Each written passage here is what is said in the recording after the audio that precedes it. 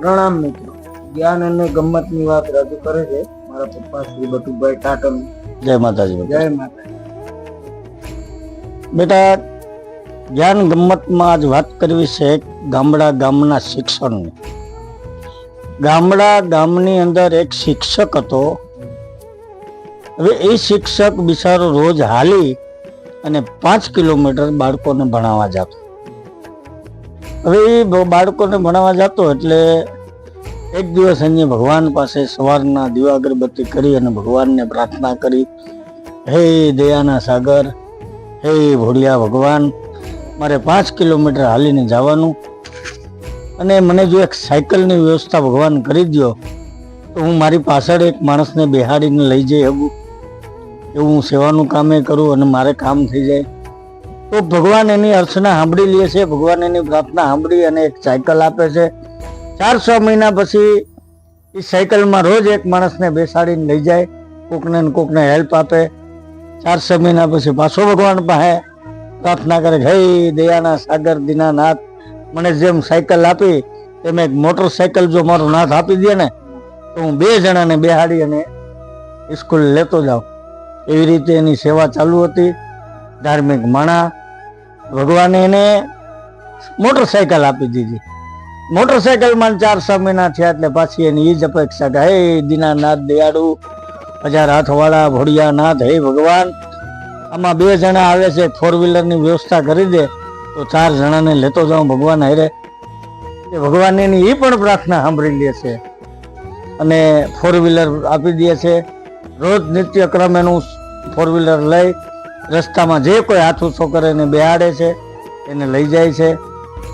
હવે 4-6 મહિના થયા હતા. એક માણસની રસ્તામાં ચોરની નિયત ખરાબ થઈ એટલે એ ચોર રસ્તામાં ઊભો રહ્યો અને આને ઊંચો હાથ કર્યો એટલે આણે ગાડી રોકી દીધી ને ગાડીમાં બેસી ગયો અને થોડીક ગાડી આગળ હાલી ત્યાં એના ડોક ઉપર ચાકુ મૂકી અને ચોર એમ કહે છે કે આ ગાડી અને જે કાંઈ હોય મને આપી દે.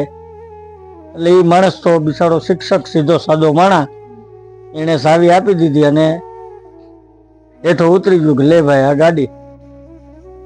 શિક્ષક તો હોયો જાય છે, મનમાં મૂંઝાય છે, કોઈને કહેવાય એમ નથી કે વાહ દયાના સાગર, સાયકલ આપી, મોટરસાયકલ આપી, 4 વ્હીલર આપી, પાછો હતો ન્યા જાવીને ઉભો રાખી દીધો. પણ બને છે એવું કે એ 4 વ્હીલર લઈ અને જે ચોર છે એ જેવો રસ્તેથી નીકળે છે, જે કોઈ સામું મળે એમ કે છે કે શું વાત છે સાહેબે, તમને ડ્રાઈવર રાખ્યા છે, તમે સાહેબની ગાડી લઈને નીકળ્યા.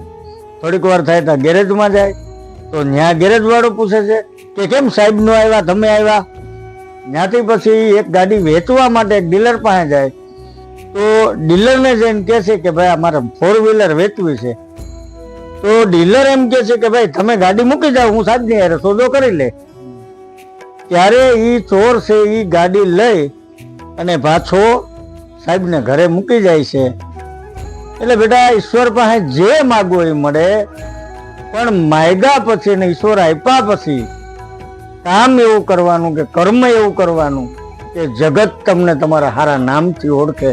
તો આ શિક્ષકના કર્મ એવા હતા કે ચોરને પણ ગાડી પાછી દેવા આવવી પડી. આ કર્મ છે, આ નિયત છે. માણસ ગમે એ પદવી ઉપર હોય, એની અંદરથી આત્મો નિયત સાફ હોય તો ઈશ્વર એની હાર જ છે. બોલો રામચંદ્ર ભગવાનની જય જય.